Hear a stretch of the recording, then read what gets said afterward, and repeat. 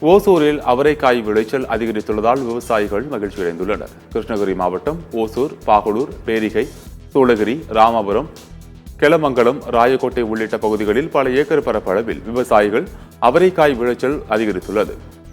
அதேபோல் 50 கிலோ எடை உள்ள ஒரு மூட்டை அவரைக்காய் சுமார் 2000 ரூபாய்க்கும் கொள்முதல் செய்யப்படுவதால் விவசாயிகள் மகிழ்ச்சியடைந்துள்ளனர்.